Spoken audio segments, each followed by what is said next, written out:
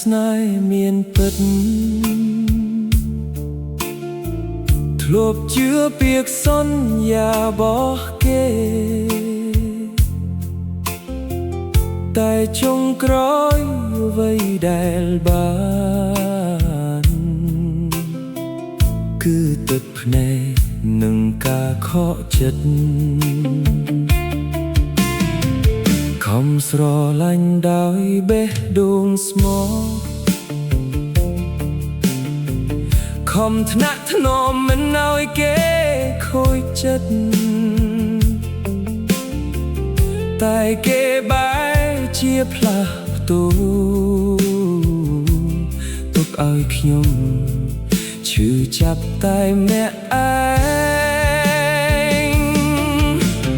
តើមានទេមនុស្សម្នាក់ដែលស្រឡាញ់ដោយមិនក្បត់មិនប្រែកចិត្តពេលជួបអ្នកថ្មីមិនបោះបង់គ្នាពេលជួបការលំបាកខ្ញុំមិនចង់បានទ្រព្យសម្បត្តិមិនចង់បានស្នេហាដ៏អស្ចារ្យគ្រាន់តែចង់បាននូវសំណាក់ដែលកាន់ដៃខ្ញុំដោយស្មោះរហូតទីណាមានស្នេហ៍ស្មោះទីណាមានមនុស្សមិនក្បត់ចិត្ត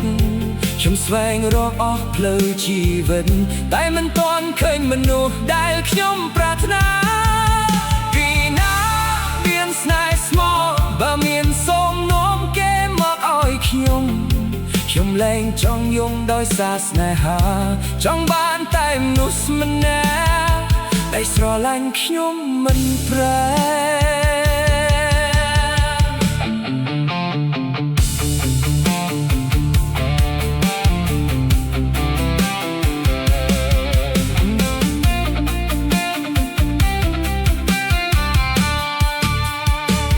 បើថ្ងៃណាខ្ញុំ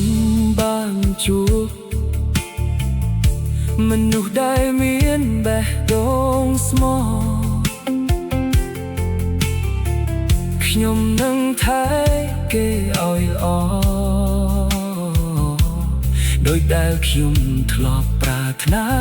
ឲ្យគេថែខ្ញុំនឹងមិនសួររឿងអតីតកាលមិនយកក្របួរចាស់មកបានទោសគេគ្រាន់តែសុំមកយើងពីរនាក់កាន់ដៃគ្នារហូតដល់ថ្ងៃចុងក្រ